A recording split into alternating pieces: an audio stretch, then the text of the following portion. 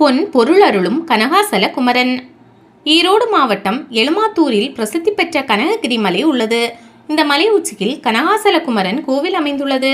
ஒருமுறை அகத்திய முனிவரின் அறிவுரைப்படி புலிப்பாணி சித்தர் பத்தரி மாற்று தங்கத்துக்காக இந்த மலையை குடைந்தார். அப்போது முருகப்பெருமானின் அருளால் தங்கம் கிடைத்தது.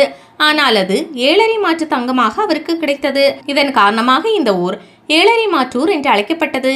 பின்பு 7.5 மாத்தூர் என்றாகி தற்போது மருவி எழுமாத்தூர் என்றானது. இப்பகுதியில் இருந்த மக்கள் இந்த மலையின் சிறப்பையும் முருகப்பெருமானின் மகிமையும் அறிந்து மலை உச்சியில் கோவில் எழுப்பினார். தங்கத்தை தந்த மலை என்பதால் இங்கு அருள்பாலிக்கும் முருகப்பெருமானுக்கு கனகாசல குமரன் என்று திருநாமம் சூட்டி வழிபட தொடங்கினார். ஆலயத்தில் கிருஷ்ணர் ருக்மணி சத்யபாமா சமேதரராக அருள்பாலிக்கிறார். இக்கோவிலின் தலவிருஷமாக இலந்தை மரம் உள்ளது. இந்த இலந்தை மரத்தடியில் விநாயகப் பெருமான் வீற்றிருந்து அருள்பாலிக்கிறார். அவருக்கு முன்பாக சிறிய மூசிகம் காணப்படுகிறது. விநாயகரின் அருகில் ராகு, கேது மற்றும் 7 கன்னியர்கள் உள்ளனர். இங்குள்ள விநாயகரை வணங்கிவிட்டு கனகாசல குமரனை மனதார வழிபட்டு வந்தால் பிரார்த்தனைகள் நிறைவேறும், நல்ல வாழ்க்கை அமையும், பொன்னும் பொருளும் சேரும் என்பது பக்தர்களின் நம்பிக்கை.